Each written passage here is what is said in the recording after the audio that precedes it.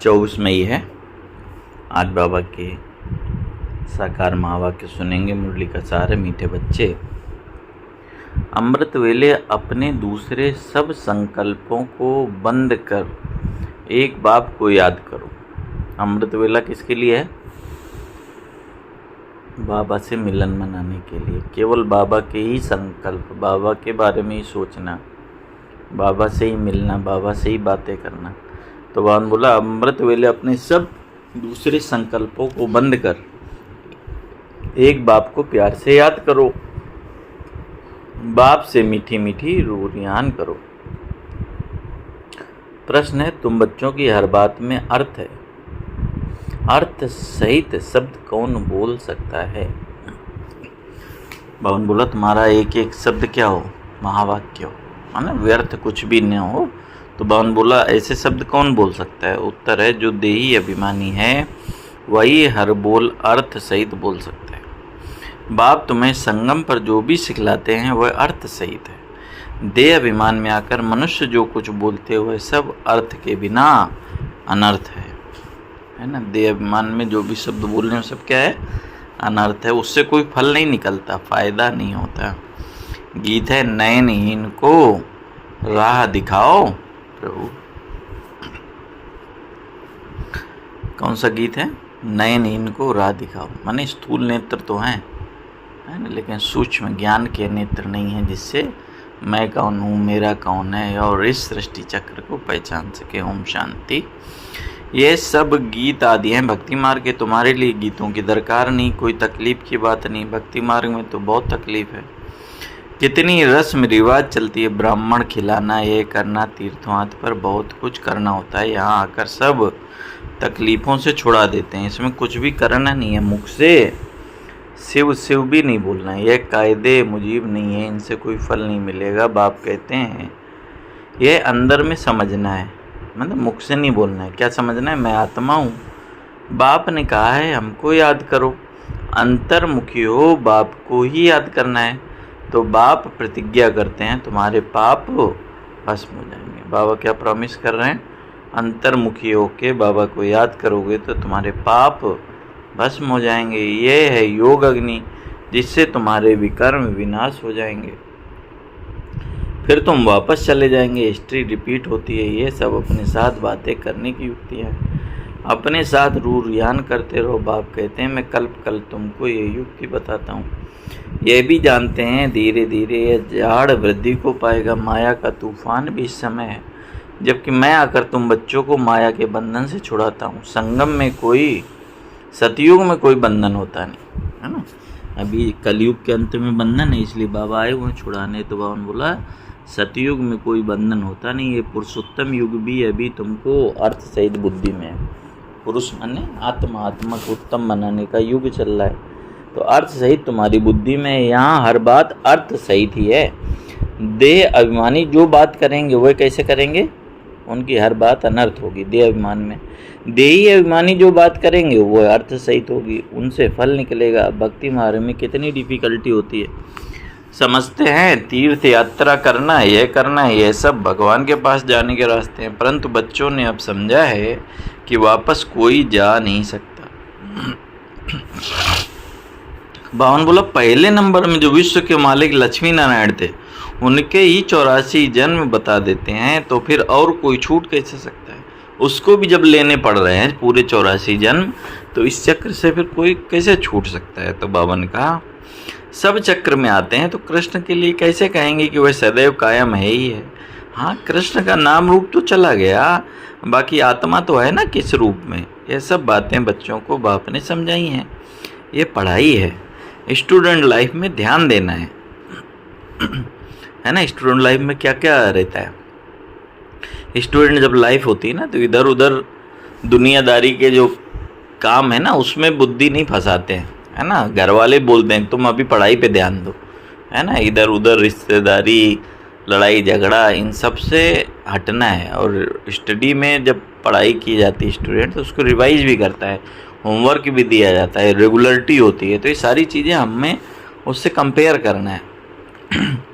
तो भानु बोला रोज़ आना, टाइम मुकर्रर कर दो अपना चार्ट लिखने का, है ना। रोज़ चार्ट में लिखेंगे तो पता चलेगा।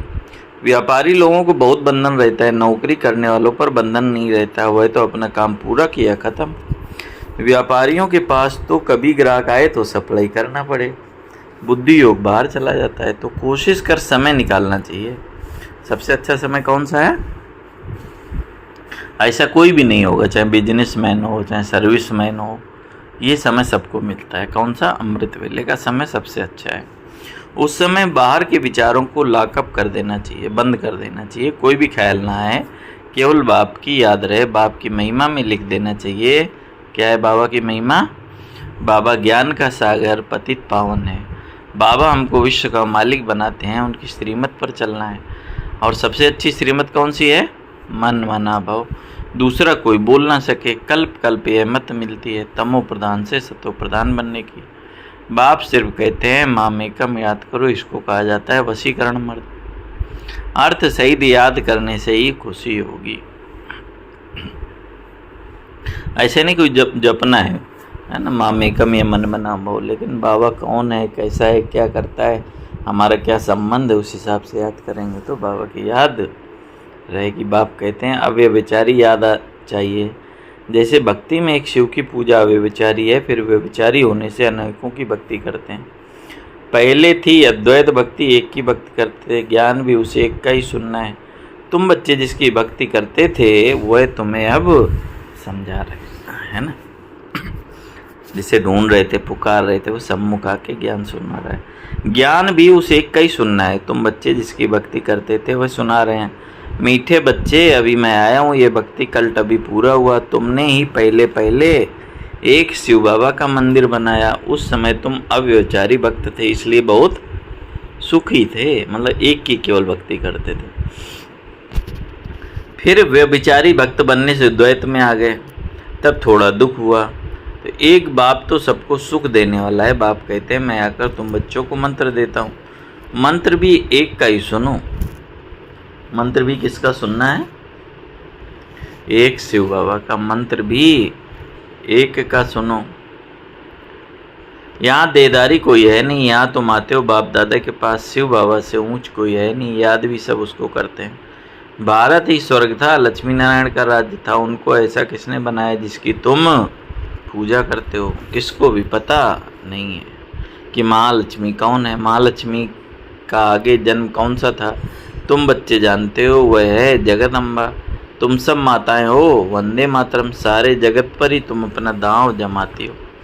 भारत माता को एक का नाम नहीं है, तुम सब शिव से शक्ति लेते हो, योग बल से, है ना। बाबा से योग लगाकर क्या हो जाता है? तुम सभी शिव शक्तियाँ हो। तुम ही सब कौन हो? क्या नाम दिया बाबा ने? भारत माता, है ना। बाबा ने बोला शक्ति लेने में ही माया इंटरफियर करती है। युद्ध में कोई अंगूरी लगाते हैं तो बहादुर लड़ना चाहिए, ऐसे नहीं कोई ने अंगूरी लगाई और तुम फंस पड़ो, है ना। यह है माया की युद्ध, बाकी कोई कौरव और पांडव की युद्ध नहीं है, उनकी तो आपस में युद्ध है। तो बाबा ने बोला किसका दिखाया है? माया से ही युद्ध है। मनुष्य जब लड़ते हैं तो 1-2 गज जमीन के लिए गला काट देते हैं। बाप आकर समझाते हैं सब ड्रामा बना हुआ है। राम राज्य रावण राज्य, अभी तुम बच्चों को यह ज्ञान है। रावण राज्य कब होता है, राम राज्य कब होता है, यह अभी तुम्हें ज्ञान है। यह ज्ञान है कि हम राम राज्य में आएंगे, वहाँ अथाह सुख है। नाम ही है, क्या नाम है? राम राज्य का सुख धाम, वहाँ दुख का नाम भी नहीं होता है।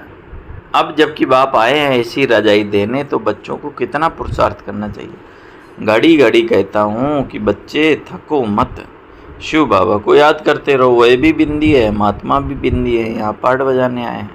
अब पाठ पूरा हुआ, अब बाप कहते हैं मुझे याद करो तो विकर्म विनाश होंगे। विकर्म आत्मा पर ही चढ़ते हैं, शरीर तो यहाँ खत्म हो जाएंगे। कोई मनुष्य कोई पाप कर्म करते हैं तो अपने शरीर को खत्म कर देते हैं, परंतु इससे कोई पाप उतरता नहीं है। पाप आत्मा कहा जाता है। साधु संत आदि तो कह देते हैं आत्मा निर्लेप है, आत्मा सु परमात्मा। अनेक मतें हैं, अभी तुमको एक श्रीमत मिलती है। बाप ने तुम्हें ज्ञान का तीसरा नेत्र दिया है। आत्मा ही सब कुछ जानती है, आगे ईश्वर के बारे में कुछ नहीं जानते थे। सृष्टि चक्र कैसे फिरता है, आत्मा कितनी छोटी है, पहले पहले आत्मा का रियलाइजेशन कराते हैं। आत्मा बहुत सूक्ष्म है, उनका साक्षात्कार होता है।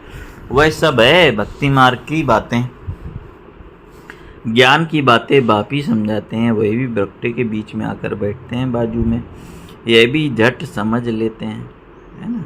कौन समझ लेता है? ब्रह्मा बाबा। यह सब है नई बातें जो बाप ही बैठकर समझाते हैं।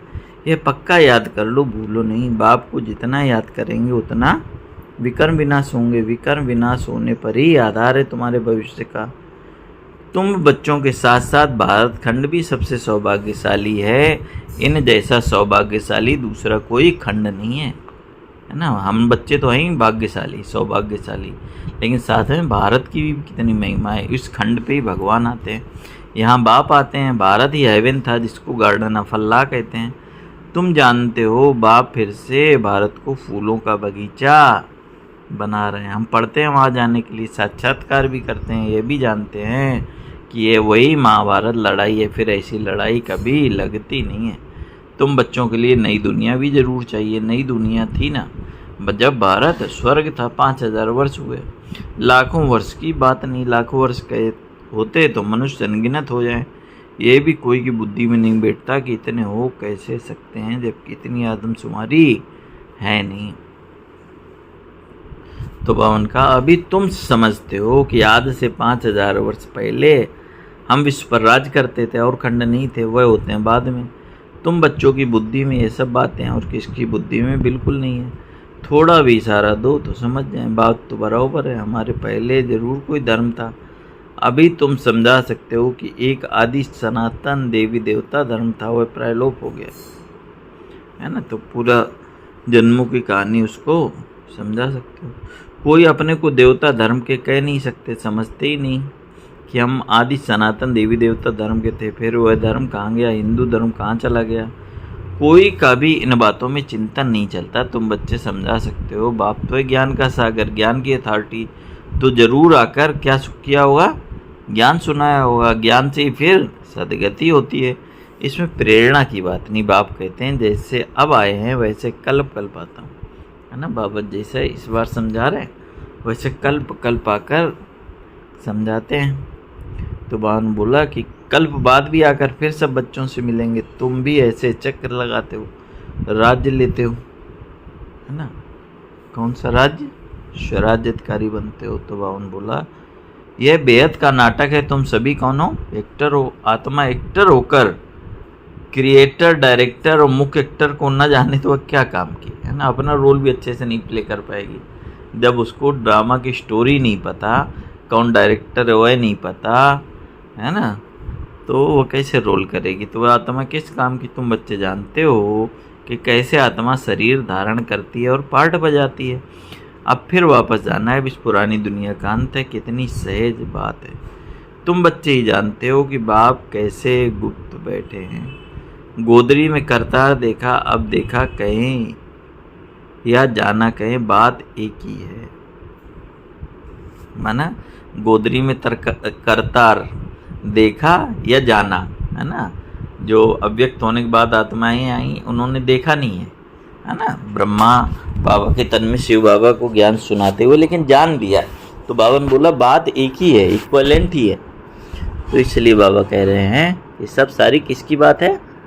ये सब निश्चय की बात है ना। गोदरी में करतार माने ब्रह्मा बाबा के तन में बाबा। आत्मा को देख सकते हैं परंतु उसका कोई फ़ायदा नहीं, कोई को समझ में आ ना सके। नवदा भक्त भी बहुत साक्षात्कार करते हैं। नवदा भक्त क्या करते हैं? बहुत साक्षात्कार करते हैं। आगे तुम बच्चे भी कितने साक्षात्कार करते थे, बहुत प्रोग्राम आते थे। फिर पिछाड़ी में ये सब खेलपाल तुम देखेंगे। बाबा ने कई बार कहा है कि जो स्टार्टिंग में साक्षात्कार हुए वैसे लास्ट में होंगे। अब तो बाप कहते हैं पढ़कर होशियार हो जाओ। अगर नहीं पढ़ेंगे फिर जब रिजल्ट निकलेगी तो मुंह नीचा हो जाएगा। फिर समझेंगे हमने अपना कितना समय वेस्ट किया। जितना जितना बाप की याद में रहेंगे, याद के बल से ही पाप मिट जाएंगे। जितना बाप की याद में रहेंगे उतना खुशी का पारा चढ़ेगा। मनुष्यों को ये पता नहीं कि भगवान को क्यों याद किया जाता है। कहते भी हैं कि तुम माता पिता अर्थ नहीं जानते, अभी तुम जानते हो। शिव के चित्र पर समझा सकते हो। क्या समझाना है कि यह ज्ञान का सागर पतित पावन है, उनको याद करना है। बच्चे जानते हैं वही बाप आया है, सुख गनेरे का रास्ता बतानी है, पढ़ाई है। इसमें जो जितना पुरुषार्थ करेगा उतना पद पाएगा। ये कोई साधु संत आदि नहीं जिनकी की गद्दी चलती है, ये तो शिव बाबा की गद्दी है। ऐसे नहीं कि यह जाएगा तो दूसरा कोई इस गद्दी पर बैठेगा। बाप तो सबको साथ ले जाएंगे। कई बच्चे व्यर्थ ख्यालों में अपना समय वेस्ट करते हैं, सोचते हैं खूब धन इकट्ठा करें, पुत्र पुत्री खाएंगे, बाद में काम आएगा, बैंक लाकर में जमा करें, बाल बच्चे खाते रहेंगे। लेकिन बाबा ने क्या समझाया, परंतु किसको भी गवर्नमेंट छोड़ेगी नहीं, इसलिए उनका जास्ती ख्याल न कर, अपने भविष्य की कमाई में लग जाओ, है ना। कहीं भी छुपा लो, गवर्नमेंट निकाल लेगी। अब बच्चों को पुरुषार्थ करना है, ऐसे नहीं कि ड्रामा में होगा तो करेंगे। पुरुषार्थ बगैर खाना भी नहीं मिलता, परंतु किसकी तकदीर में नहीं तो फिर ऐसे ऐसे ख्यालात आ जाते हैं। हाँ, तो बाबा बोलते क्या सोचते हैं कि ड्रामा में होगा तो पुरुषार्थ ड्रामा करा लेगा, लेकिन नहीं। पुरुषार्थ के बिना जैसे कर्म और भाग्य है ना, कर्म से ही भाग्य बनता है। तो इसलिए बाबा ने कहा कि पुरुषार्थ बगैर खाना भी नहीं मिलता। इसलिए क्या करना है,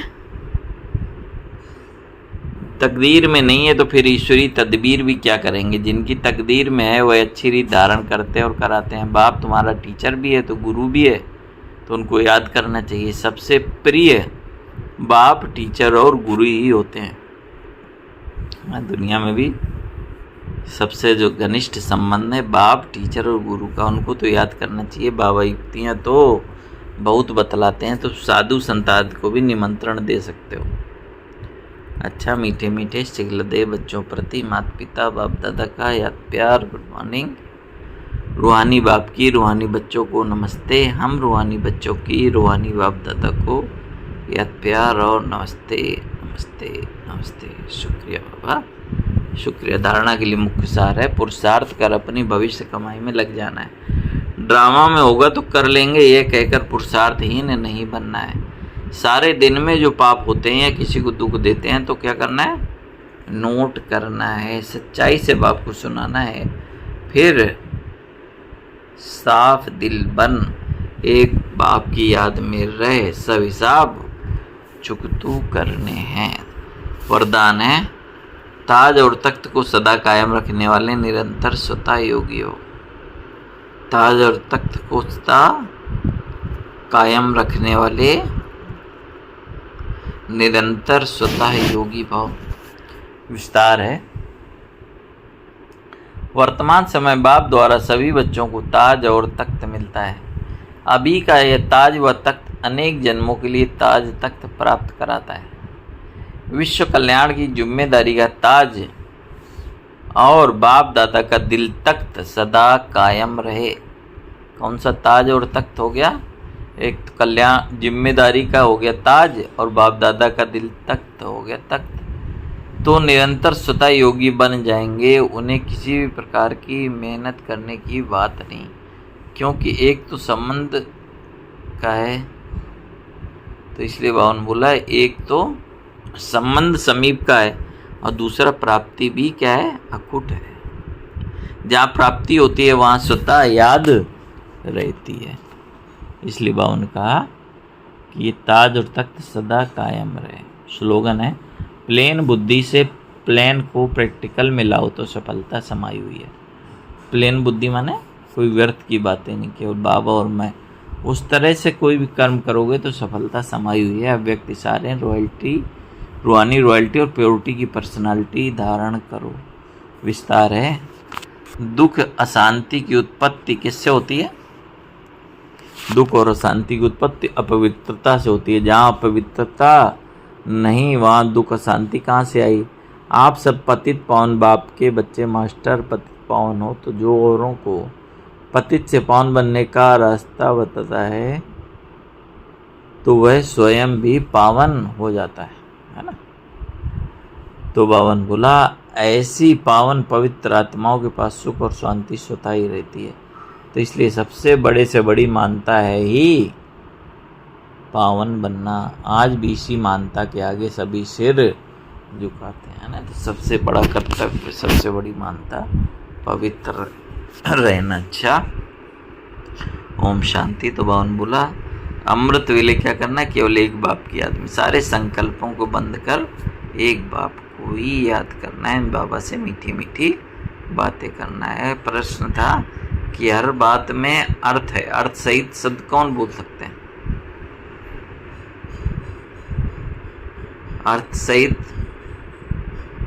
कौन बोल सकते हैं? तो बावन बोला कि जो देही अभिमानी है, माना आत्मिक स्वरूप में, वही अर्थ सहित शब्द बोल सकते हैं, है ना, नहीं तो व्यर्थ ही निकलेगा। अच्छा, ओम शांति, ओम शांति, ओम शांति।